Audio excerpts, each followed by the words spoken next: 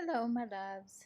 Tonight I want to talk to you about what it means to get diagnosed with a major depressive disorder, the process, how to go about it, um, what you need to do, the steps that you need to take if you feel like you are going through depression or a major depressive disorder, and how to properly do that.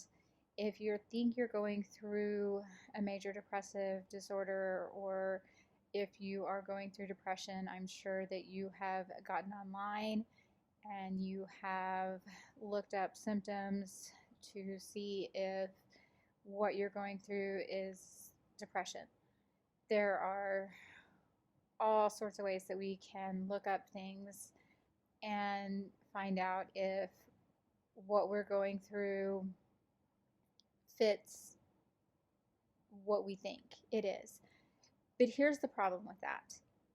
Let's say your tooth hurts and you get online and you want to play Dr. Internet and say, okay, my tooth hurts and here's my symptoms.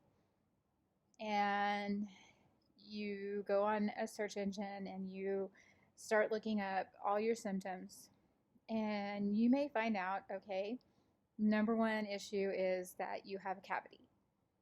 Okay, that's probably what it is that you have a cavity and you just need to go to a dentist and get it filled. But if you start searching all these things and you start putting in every little tiny symptom that may or may not be related to your toothache, the next thing you know, you could find out through Dr. Internet that it's going to tell you that you have some sort of gum cancer or something like that, and have you panicked and paranoid about the fact that you could have gum cancer until you can get in to see a dentist or some specialist or something, and you think that something could be terribly wrong with you until you find out, oh, okay, they do an x-ray of your teeth and you just have a simple little cavity. So be very, very careful with having Dr. Internet diagnose you. There's nothing wrong with looking up those symptoms to find out what could be going on, but be very, very careful about what those symptoms tell you could be going on. It helps you have an idea, but be careful. So I did some research because I wanted to help you understand what the process is, especially that I went through, and everyone's process is different. And one of the first things that you're going to ask yourself is, what's wrong with me? What's wrong with me? What's wrong with me? And I did a lot of that myself. What's wrong with me? What's going on inside my head? The first thing I want to say to you, there is nothing wrong with you. You're okay. You're normal.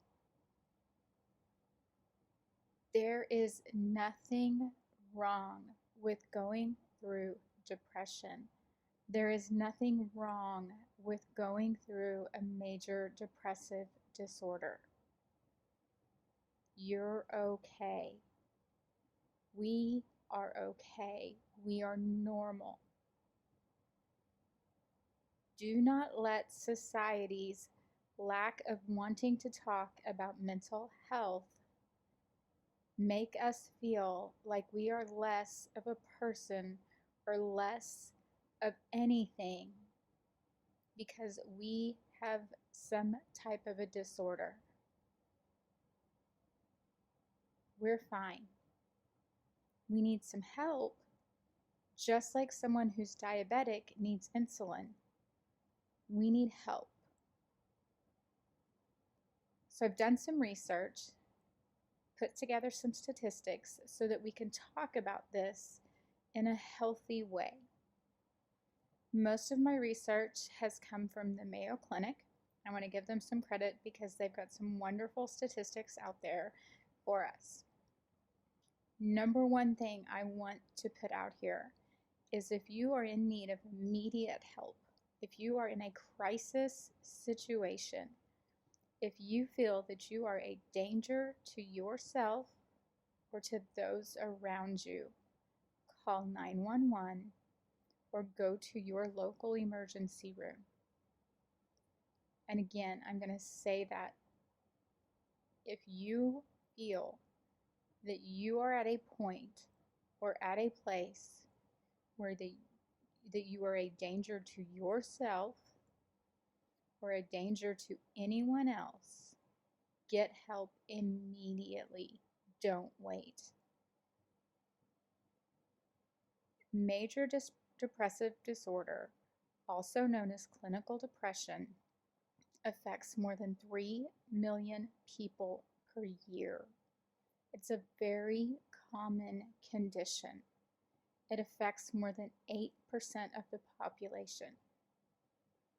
Some of the symptoms that are included and are part of major depressive disorder, clinical depression, and this can happen if it's a one-time thing, that you go through a one-time occurrence of a major depressive disorder. But most people who are diagnosed with a major depressive disorder will go through this more than once. Once you've been diagnosed with it, it will tend to be there.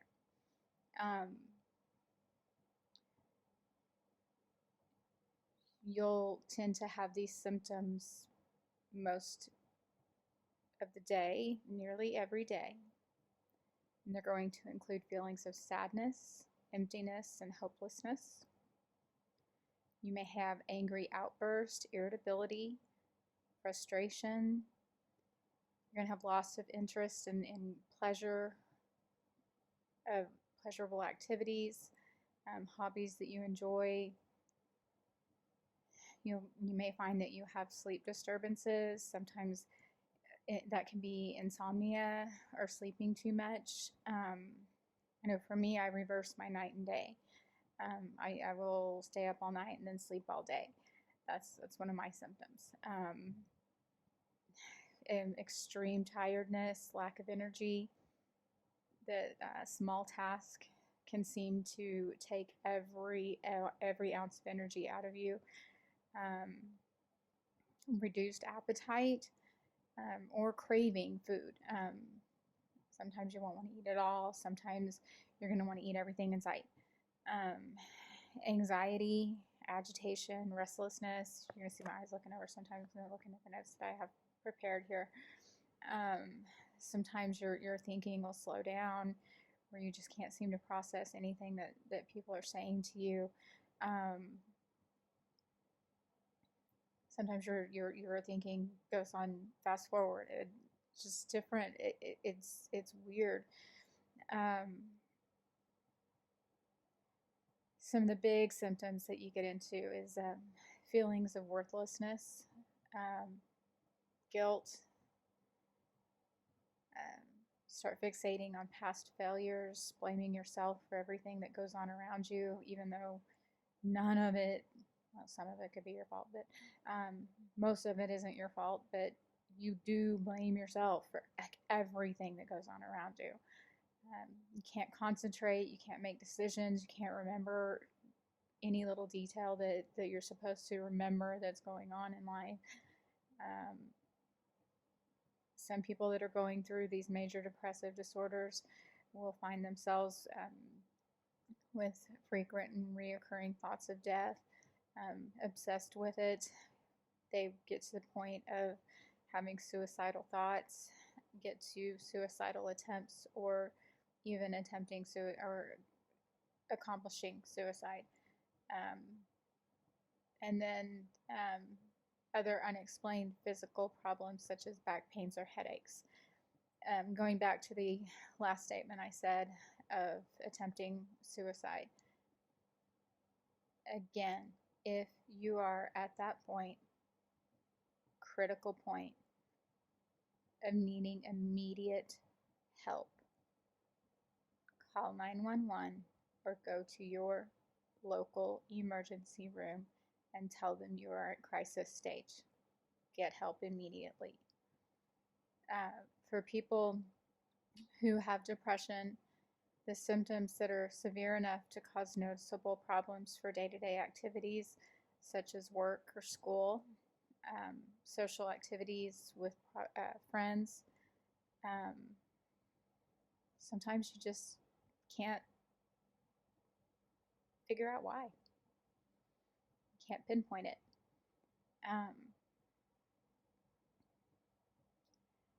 There's not really a known cause for depression, and that's what makes it hard to treat, is because they don't know why.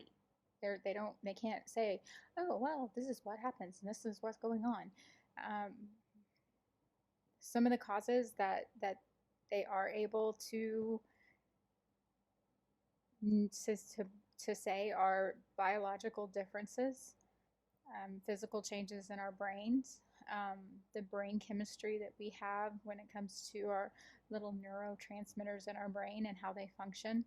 And that gets into brain chemistry that I don't fully understand, but how our brains transmit signals. That's why certain medications that people that have depression, why they work for some people and why they don't work for other people.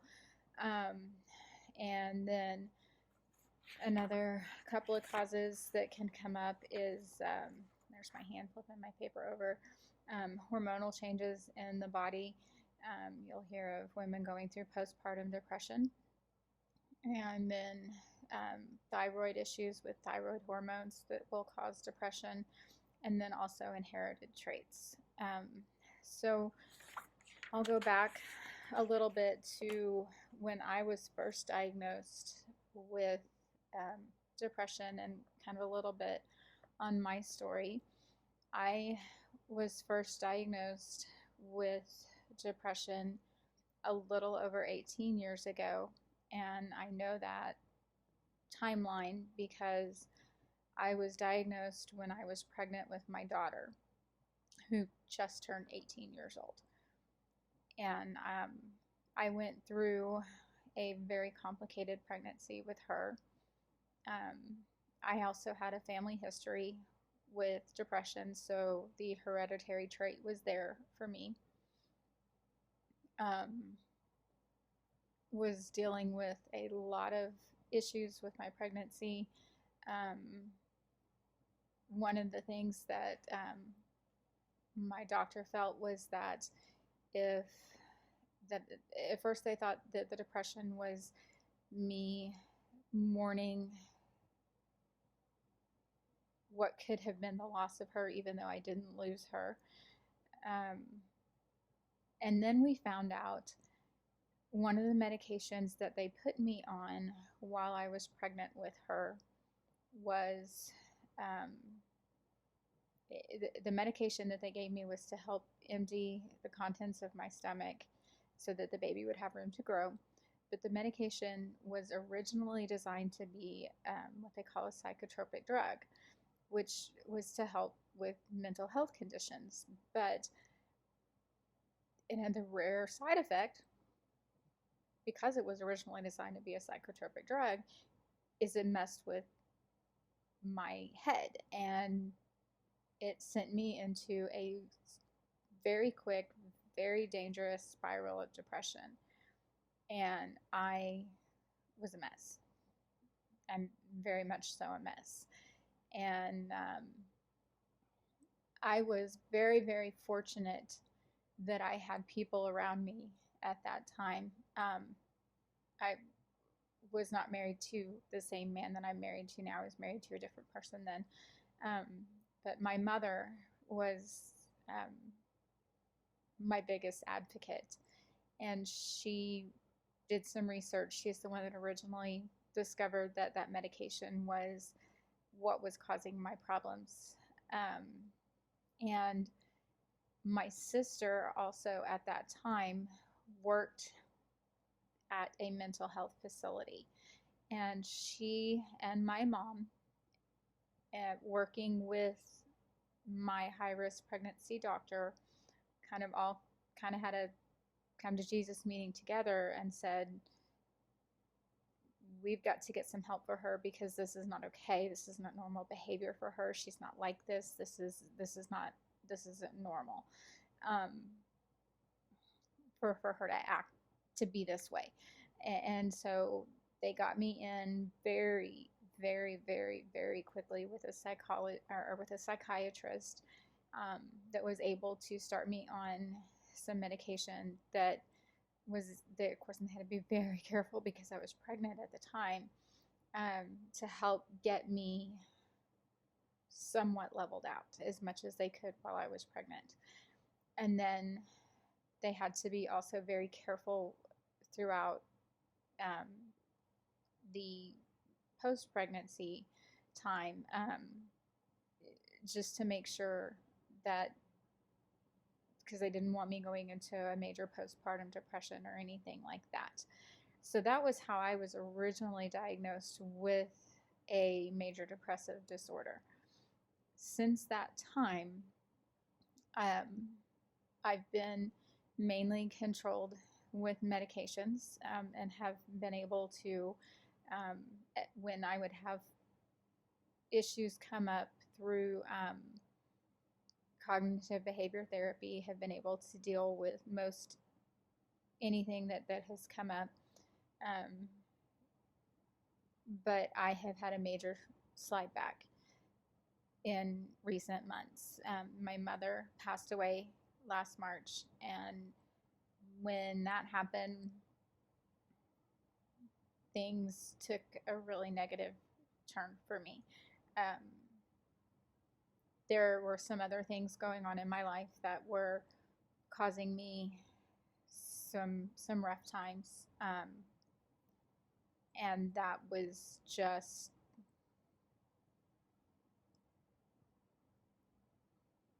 more than I could handle. I thought I was handling it.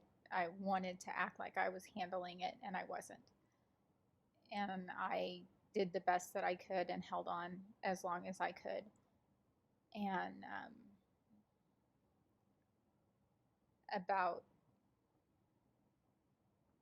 3 weeks ago, I said, I can't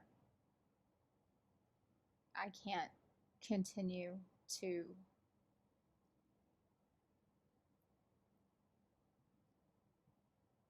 play along with everything's okay anymore. I need help.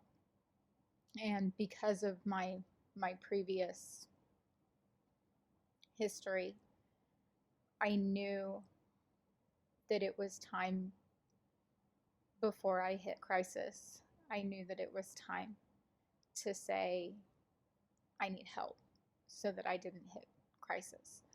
I'm fortunate and I'm lucky, like I said in my previous video, that I have the support system that I have. I've taken time off work at this point so that I can get the help that I need, starting with some major therapy again, working with my psychiatrist to get that help. If you are needing to get that help and you don't know where to start, if you are working, if you're an adult and you're working, you may have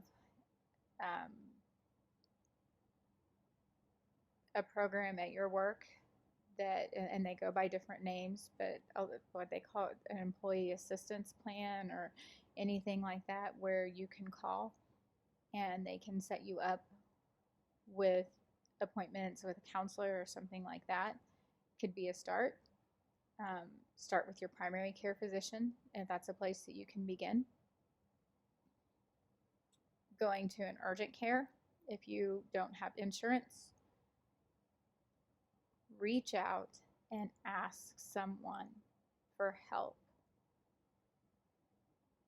Talk to a friend, talk to someone, but get someone to help you.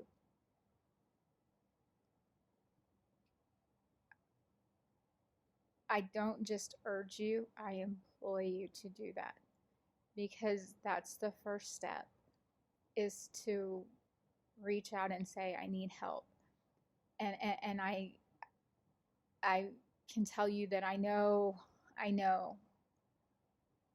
that it's not easy, because even for me, having gone through these things before,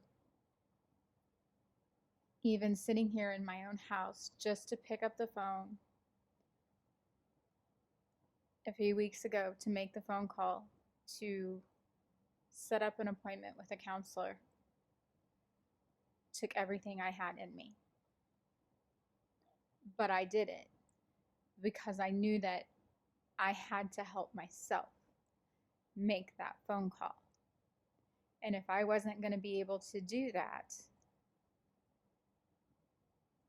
then I wasn't going to get better.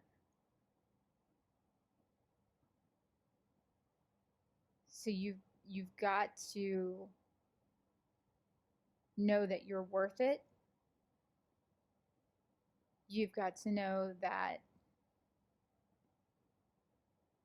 you're not alone in your walk and in your journey.